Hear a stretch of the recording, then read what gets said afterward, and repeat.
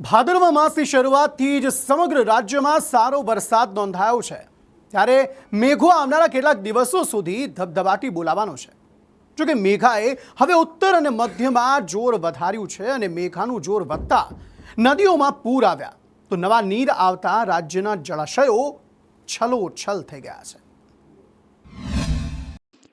ગુજરાતમાં સિઝનનો અત્યાર સુધીમાં 90% વરસાદ ખાબકી ચૂક્યો છે।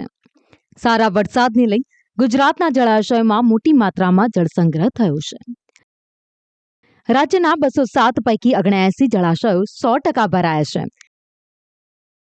જ્યારે 106 જળાશયો હાઈ એલર્ટ પર છે, 29 જળાશયો એલર્ટ પર અને 11 જળાશયો વોર્નિંગ પર મુકાયા છે, જેમાં ઉત્તર ગુજરાતના 15 ડેમમાં 73.65%થી વધુ, મધ્ય ગુજરાતના 17 ડેમમાં 93.40%, દક્ષિણ ગુજરાતમાં આવેલા 13 ડેમમાં 78.41%, કચ્છના 20 ડેમમાં 60.16% આસપાસ, સૌરાષ્ટ્રના 141 ડેમમાં 80.64% આસપાસ પાણીનો સંગ્રહ છે, જ્યારે રાજ્યની જીવાદોરી સમાન નર્મદા ડેમ 91%થી વધુ ભરાઈ ગયો છે।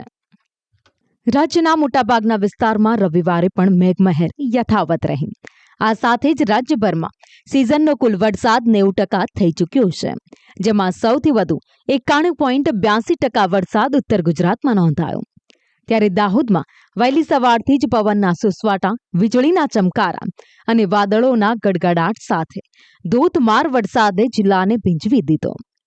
લીંબડી, જાલોદ, સિંગવડ, દેવગઢ બારિયા અને ગરબાડા સહિત તમામ તાલુકાઓમાં વરસાદ વરસ્યો। સારા વરસાદને લઈ દાહોદનો જીવાદોરી સમાજ પાટાડુંગરી ડેમ પણ ઓવરફ્લો થયો છે। આ સરોવર ઓવરફ્લો થતાં જ દાહોદ શહેર અને સિંચાઈમાં આવરી લેવાયેલ ગામો માટે ખુશીના સમાચાર છે।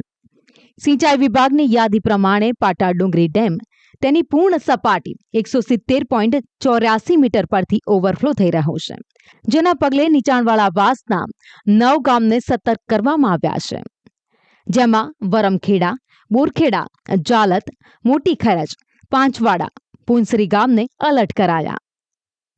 તો આ તરફ અરવલ્લીના માલપુરમાં આવેલ મુખ્ય જળાશય વાત્રક ડેમ છે। જિલ્લાના ભારે વરસાદને કારણે અને ઉપરવાસમાં રાજસ્થાનમાં પડેલ ભારે વરસાદથી વાત્રક નદીમાં પાણીની ભારે આવક થઈ છે।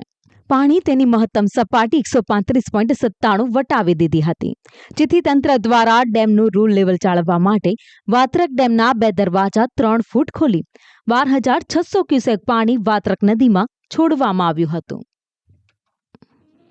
તેમજ વડોદરાના ડેસરમાં નદીઓમાં પાણીની ભરપૂર આવક જોવા મળી। પાણી આવતા જ ગળતેશ્વર ડેસરને જોડતો બ્રિજ બંધ થઈ ગયો। વણાકબોરી વિયારમાંથી મહીસાગર નદીમાં પાણી છોડાયું। મહીસાગર નદીમાં 1,73,000 ક્યુસેક પાણી છોડાયું। નદી કિનારા ગામને એલર્ટ રહેવા તંત્ર દ્વારા સૂચના આપવામાં આવી છે। તો વરસડા, વાઘપુરા, જાંબુગોરલ, ઇટવાડ, મુવાડા, નાની વર્ણોલી ગામને એલર્ટ કરાયા। આ બાજુ ઉપરવાસમાં થયેલા ભારે વરસાદને કારણે ખેડા જિલ્લાની જીવાદોરી સમાન વણાકબોરી વિયરમાં પણ પાણીની ભરપૂર આવક થઈ છે। ઉપરવાસમાં ભારે વરસાદને પગલે વિયરની રૂલ લેવલ કરતા 11.25% ફૂટ ઉપરથી વહી રહ્યું છે। વિયરમાં વધેલા પાણીને મહીસાગર નદીમાં છોડવામાં આવી રહ્યું છે। આમ ઉનાળા દરમિયાન ઓછા જળસ્તર ધરાવતી મહીસાગર નદીમાં ચોમાસાની શરૂઆતમાં જ સારી આવક થઈ છે, જેના કારણે નદીમાં નવા નીર આવ્યા છે।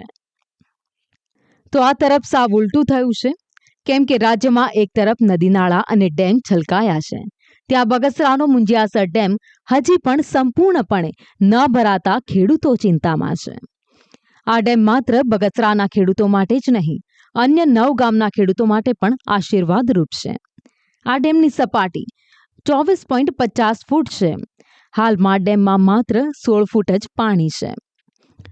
બગસરામાં અત્યાર સુધીમાં 448 મિલીમીટર વરસાદ નોંધાયો છે, ત્યારે પિયતની સમસ્યા સર્જાવાની ભીતિને લઈ ખેડૂતોમાં ચિંતા જોવા મળી। 2024માં 1 વાર અને 2023માં 7 વાર ઓવરફ્લો થયેલ આ ડેમના પાણી શિયાળુ તથા ઉનાળુ પિયત માટે ખૂબ જ ઉપયોગી હોય છે। મુંજિયાસર ડેમની અંદર જૂનું પાણી 16 ફૂટ અત્યારે છે અને 24.5 ફૂટે ઓવરફ્લો થાય છે, તો અત્યારે મૂળ જે જૂનું ગયા વર્ષનું પાણી હતું એ જ પાણી અત્યારે ડેમની અંદર છે. નવા નીર ડેમની અંદર કોઈ પણ પ્રકારના ઓંકા ચોમાસાના આવ્યા જ નથી. તો ચોમાસું હવે માનો પૂરું થવાના એન્ડમાં છે. તો જેથી કરીને કદાચ જો ડેમ ખાલી રહી જાય તો શાળો પીત થવાની થોડીક ચિંતા છે. જેથી કરીને સરકારશ્રીને કે જે કરવું પડે કે નર્મદાના નીર જે ઠલવવા પડે તો ઠલવીને અને શાળો પીત ખેડૂતને શાળો પીતનો લાભ મળે એ મારે સરકારશ્રીને વિનંતી છે.